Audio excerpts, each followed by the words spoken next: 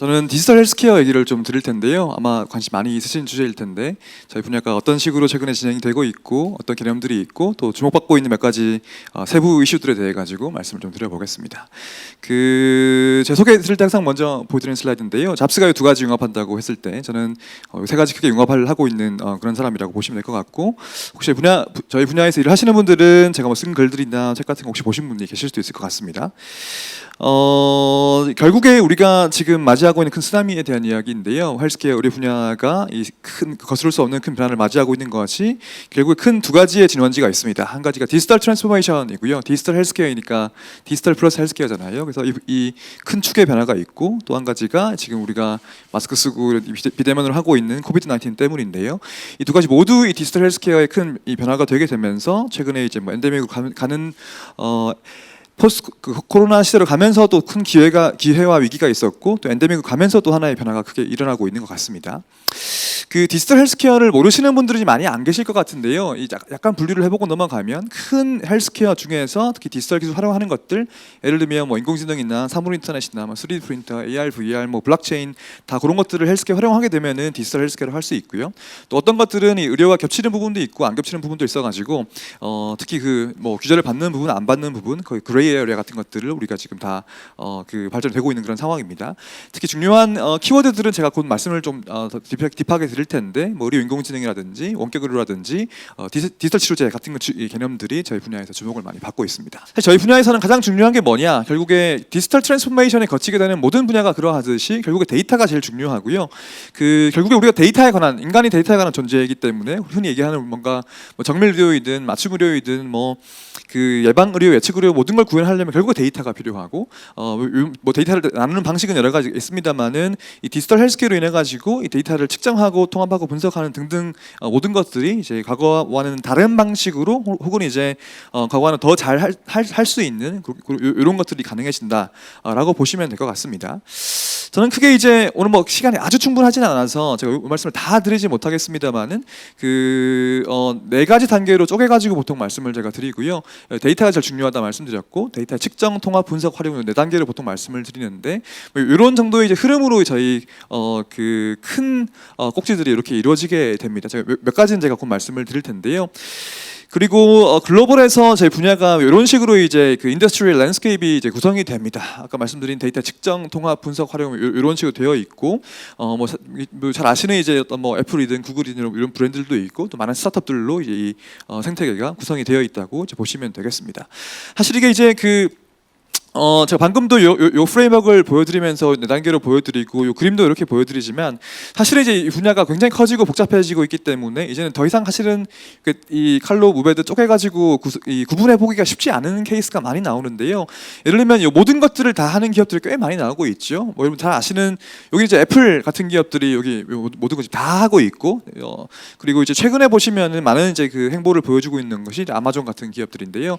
밑에 보시면 아마존 여기 전부 다 합니다. 그래서 저는 이제 엔드투엔드라고 얘기를 합니다만은 웨어러블로 데이터 측정하고 EMR에 데이터 넣고 원격 진료, 대면 진료, 온라인 약국의 약 배송까지 모든 걸 다 하는 게 아마존이기 때문에, 특히 최근에 임상 시험 같은 것도 이제 플랫폼 만든다는 그런 얘기를 하고 있는데, 과거에는 예를 들면 의료기기 회사나 원격 의료 회사나 최근에 원메디칼 병원도 인수했죠. 병원이든 제약사든 아마존하고 경쟁을 한다는 거는 상상하기 어려웠던 시기가 있었는데, 지금 사실 그렇지 않습니다. 그래서 우리가 아마 전통적인 이 바이오 의학계에 계신 분들도 특히 한국에도 최근에 보시면 이런 IT 기업들이 이 분야에 진출을 활발하게 하고 있지 않습니까? 그래서 더 이상은 어떤 경계가 되게 명확하지 않고 우리가 기존에 생각지 않던 경쟁들이 계속 발생하고 있다, 이렇게 보시면 될 것 같고요.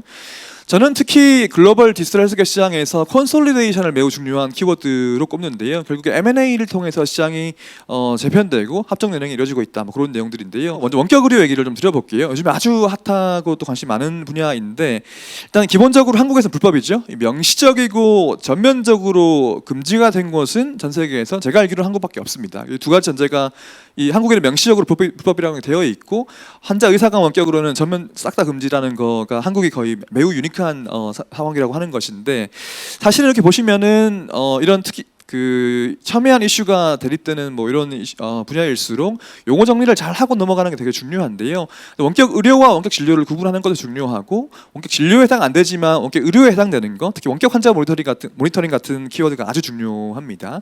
그리고 원격 진료에도 보시면 되게 다양한 유형들이 있어서 어떤 채널을 활용하느냐, 어떤 뭐 사업 모델을 활용하느냐 등등에 따라 가지고 매우 다양한 모델들이 있다. 그리고 이제 뭐 실시간이냐 비실시간이냐 이런 것들을 가지고도 구분을 해볼 수도 있습니다. 원격 의료가 결국에 지금 주목을 많이 받고 있는 이유가 뭐냐면 결국 팬데믹 때문인데요. 우리가 뭐 다 아시죠? 우리가 뭐 그 환자와 의사 간의 컨택, 환자와 환자 간의 컨택을 줄여야 되는데 진료를 해야 되니까 원격 의료가 자연스럽게 주목을 받을 수밖에 없었고요.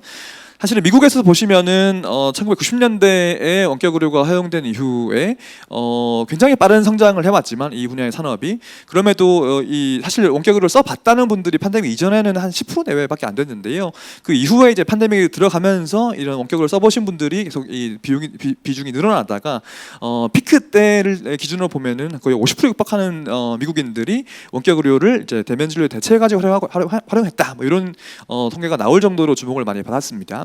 지금은 사실은 피크 자체가 꺾였기 때문에 한번 이렇게 원격으로 올라갔다가 그 이후에 좀 내려왔지만, 여튼 그 팬데믹 이전과는 비교할 수 없을 정도로 지금 높은 수를 유지를 하고 있고 약간의 플라토를 이루고 있는 상황이라고 보셔도 무리가 없을 것 같습니다. 한국은 엄밀히 말하면 지금 원격 의료가 허용이 되어 있죠. 사실은 여기 요문서 2020년도 2월달에 복지부에서 요문서가 나오면서 한시적으로 이 팬데믹 상황에 한해 가지고 이제 허용된 것이 지금까지 유지가 되고 있는 그런 상황인데요. 그 지금 보시면 이제 거의 거의 한 30개 정도의 원격 의료 회사가 시장에 나와가지고서 이제 먼저 대원격 의료 서비스라고 불러도 과언이 아닐 정도로 이 관이 아닐 정도로 지금 활발하게 활동을 하고 있는 그런 상황입니다. 그리고 재미있는 것이 유사일에 최초로 370만, 지난 3월달 기준으로 370만 건 이상의 원격 진료, 그러니까 리얼월드에서 실제 의사가 실제 환자를 진료하는 이 케이스가 쌓여왔기 때문에 이런 것들도 이제 많은 변화를 만들어낼 이 에비던스 같은 것들이 될 수도 있다고 보고 있고요.